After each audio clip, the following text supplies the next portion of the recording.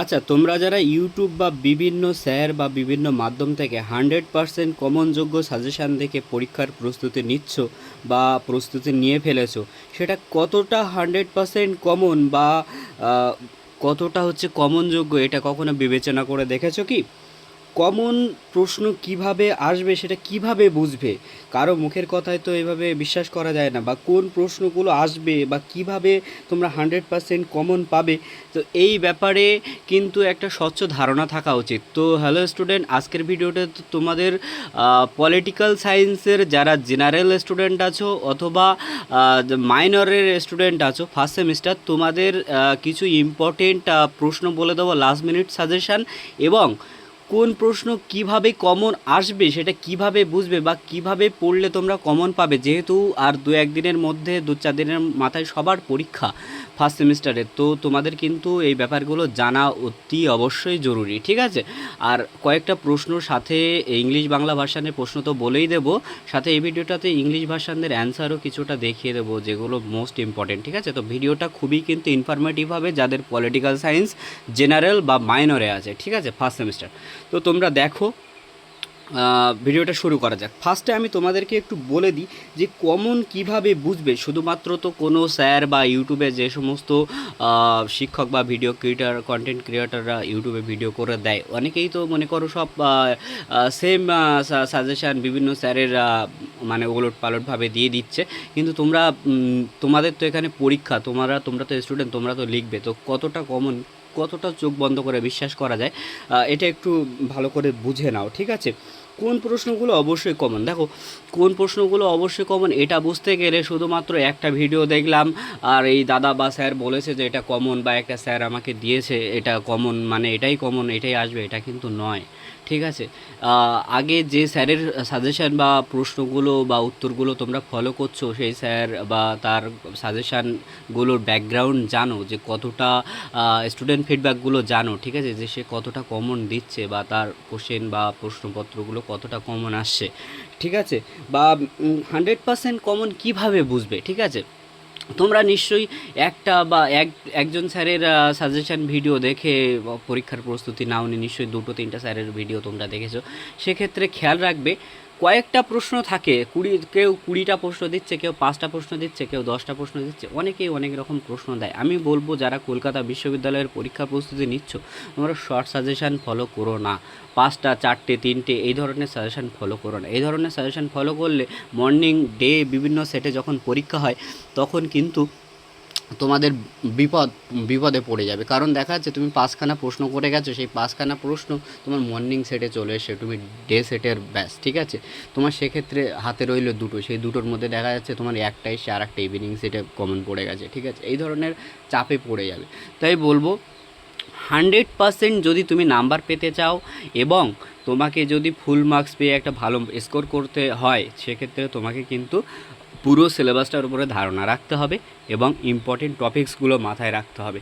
প্রশ্ন যেমনভাবেই ঘুরিয়ে আসুক না কেন, স্যারের প্রশ্ন যেমনভাবে দিয়েছে হুবহু না আসলেও প্রশ্ন টপিক অনুযায়ী যদি তুমি পড়ে যাও, তাহলে প্রশ্ন কিন্তু তুমি লিখে বার হয়ে আসতে পারবে, ঠিক আছে? সেক্ষেত্রে তোমার পরীক্ষা কিন্তু 100% ভালোভাবে হয়ে যাবে এবং তুমি একটা 60-70%-এর উপরে নাম্বার পাবে, ঠিক আছে? যেহেতু তোমরা ফার্স্ট সেমিস্টার, তোমাদের এই নলেজটা বা এই সাধারণ ব্যাপারটা একটু বোঝানোর ছিল, তা আমি বুঝিয়ে দিলাম ভিডিওটার আগে। এবার দেখে নাও এই সাবজেক্টের 100% কমন কিছু প্রশ্ন, কারণ আমি এই সাবজেক্টের আগে একটা ভিডিও দিয়েছিলাম অনার্স জেনারেল মাইনর সবার একসাথে, কিন্তু জেনারেলদের বা মাইনরদের জন্য একটা স্পেশালি ভিডিও লাস্ট মিনিট সবাই চাইছিলে, তাই আমি সেই সাজেশনটাকে একটু শর্টলি দিচ্ছি।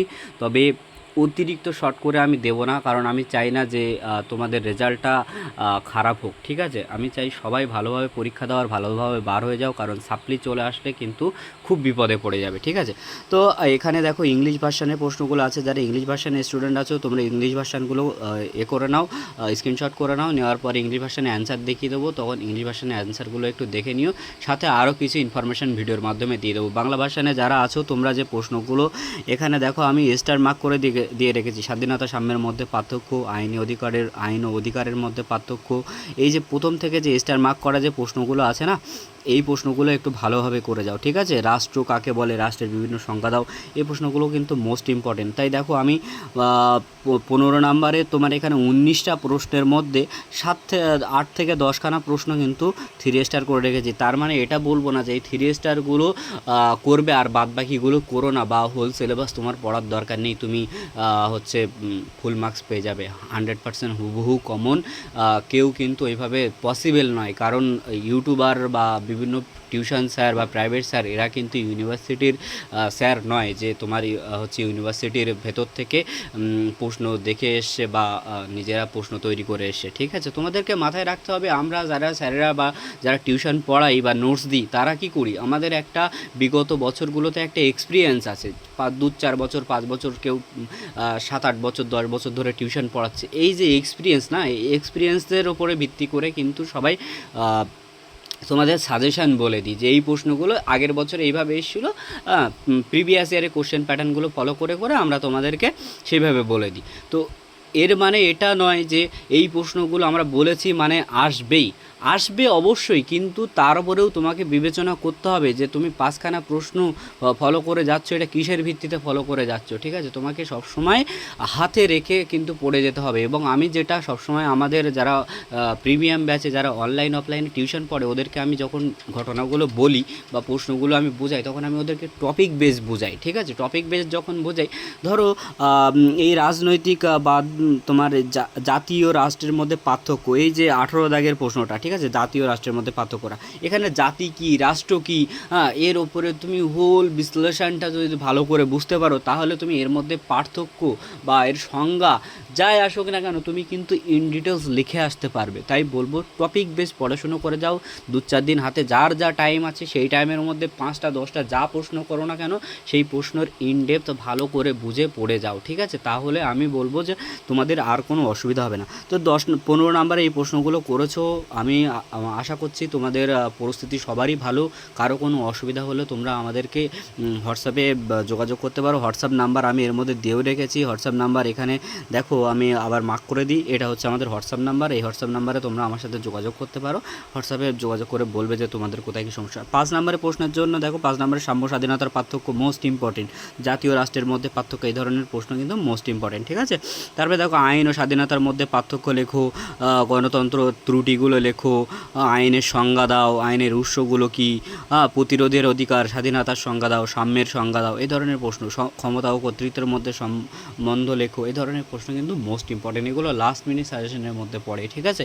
তো এই প্রশ্নগুলো ভালোভাবে করে যাও, আমি বলবো যে পরীক্ষা খুবই ভালো হবে যদি এই প্রশ্নগুলো টপিক বেস ভালোভাবে তোমরা পড়াশুনো করে যাও, ঠিক আছে। আর পরীক্ষার জন্য বেস্ট অফ লাক। আর কোন কোন সাবজেক্টের সাজেশান বা লাস্ট মিনিট কোন কোন প্রশ্নগুলো করে গেলে তোমাদের উপকার হবে সেগুলো যদি সম্বন্ধে জানতে চাও তোমরা আমাদের চ্যানেল ভিজিট করতে পারো। চ্যানেলে একাধিক সাবজেক্টের সাজেশান ভিডিও দেওয়া আছে, 1-এর জেনারেল, মাইনর, বিভিন্ন পেপারের, আইডিসি সেক, বিভিন্ন পেপারে, ঠিক আছে।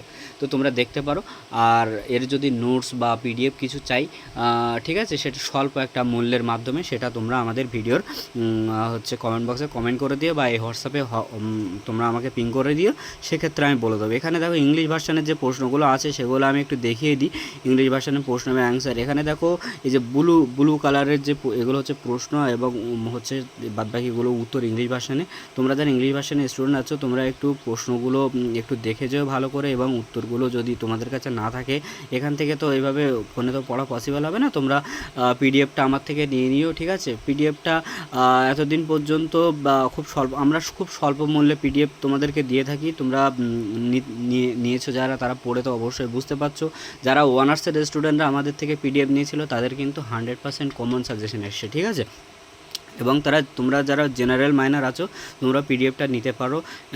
এখন তোমাদের পরীক্ষার জন্য খুবই একটা স্বল্প মূল্যে দিয়ে দেবো। তাছাড়া কারো যদি কোনো অসুবিধা থাকে সেক্ষেত্রে টাকা পয়সা একটু সমস্যা হলে আমরা সেটা কম বেশি করে করে থাকি। আমি চাই তোমাদের যাতে টাকা পয়সার জন্য পড়াশুনো না আটকায়, ঠিক আছে। তোমরা পড়াশুনো করো, ভালো রেজাল্ট পাও, সাপ্লি না পাও, এটাই চাই। তো চলো এই ভিডিওটা এই পর্যন্তই। আর একটু লাইক কমেন্ট শেয়ার করে দিও, ভিডিওটা কেমন লাগে জানিও, বিভিন্ন ফ্রেন্ডসদের গ্রুপের মধ্যে একটু শেয়ার করে দিও, ঠিক আছে।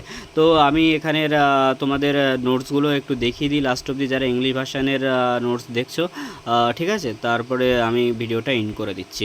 তো যেটা বললাম, প্রশ্নর প্যাটার্ন বা এই ব্যাপারগুলো একটু মাথায় রাখো, হ্যাঁ মাথায় রেখে পড়ো, আশা করি কোনো অসুবিধা হবে না। ঠিক আছে, তো চলো টাটা।